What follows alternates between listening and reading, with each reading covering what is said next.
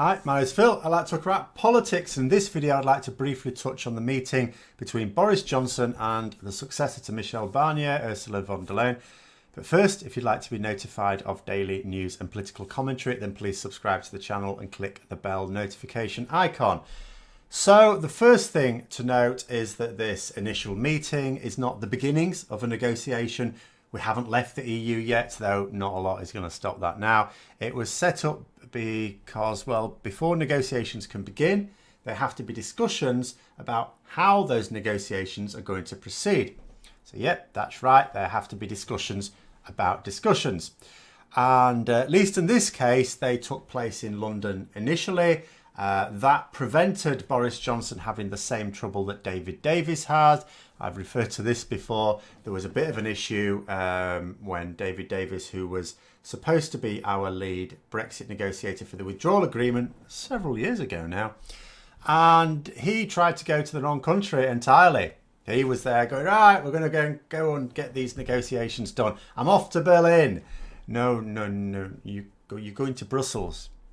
What? Where's that? It's in Belgium. Where's that? So at least we were spared that embarrassment. Essentially, the meeting was to make clear the position of each side and have a face-to-face meeting with the leaders of the respective teams, though I'm still not clear who is actually supposed to be the leader of the negotiating team for the UK. Of course, Boris Johnson as Prime Minister will have an overview there, but I don't think he'll be personally leading those negotiations. I mean, I suppose he could be. He could if he wanted to. But we haven't yet found out exactly, or I haven't, who the minister is that's going to take charge of them. Michael Gove was a name that was bandied about, and that makes sense, but I've not seen any official word on that. Now, naturally, as always happens with such meetings, both sides described it as positive and friendly. And friendly it may have been, no doubt it was. But I'd struggle to see what was positive about it, given what was announced afterwards. So Boris Johnson reiterated his position of wanting to diverge from EU rules in all regards and also not extend the transition period beyond the end of this year. Now, Ursula von der Leyen made it clear that the more the UK diverges, the less close it can be to the EU. I mean, people who understand what the word diverge means go, yeah, I mean, diverge means move away. If you move away, of course you can't have a close relationship. That's what moving away means. Access to the single market, for example, means a level playing field. In other words, accepting certain EU rules. Boris Johnson talked about a Canada deal, so something a bit more involved and a bit more personable, a bit more custom, a bit more bespoke. But although the Canada deal referred to, which doesn't refer to specifically the Canada deal, just the general structure of it, although it includes zero tariffs on a lot of things, it doesn't on everything. And the problem is when it's not on everything, when you don't have a completely free trade agreement, that means that every single commodity has to be individually negotiated. And there are tens of thousands of them. And, Boris Johnson says he wants a deal as soon as possible after January the 31st. Well, with a Canada-style deal, I mean, he could get it on February the 1st, 2027. But if he's difficult, as he sounds like he wants to be, probably even that sounds a bit soon.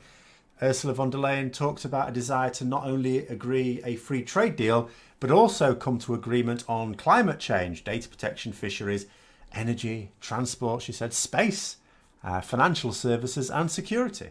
And it's important to keep talking about the fact that there is so much more to our relationship with the EU than simply trading goods. And there are enough difficulties just with that. Indeed, people keep forgetting that the UK services industry is worth 4 times our trade in goods. And it operates at a considerable surplus. And yet the government are making no moves whatsoever to protect these industries. And the people seem largely oblivious to this fact. But the problem with the idea of agreeing deals in all of these areas is that Johnson has insisted that he will not meet eye to eye on anything within the EU. That's his stated position. He doesn't want to make a few tweaks, a few changes and diverge in certain areas. He wants to diverge in all areas. That's what he said. He says that in order to deliver the sovereignty that he says people voted for, we mustn't agree to common standards on anything with the EU because if we agree with anything on the EU, how is it our own decision? So we have a situation whereby the only way we can get a deal inside a year is by Boris Johnson signing up to a ready-made deal. Oven ready, you may even say. But Boris Johnson is ruling this out, in which case von der Leyen says, well, then you're going to have to extend the transition period because the more bespoke deal that you're talking about will take much longer than a year. It's impossible to get agreement in all these areas in 2020. But Boris Johnson has ruled out extending the transition period as well. So for all the usual diplomatic talk about positive exchanges, there has been no common ground expressed at all in the detail. It's just pleasant platitudes. And although I expect a lot of twists and turns to come in 2020, I don't think any of those twists and turns will end up on that elusive common ground. In fact, I anticipate that Boris Johnson is not even trying to seek it. So I hope you found the video interesting. If you did, don't forget to click the like button. If you'd like to support the channel further, then please also click the Patreon link for details. And until next time, I'll see you later.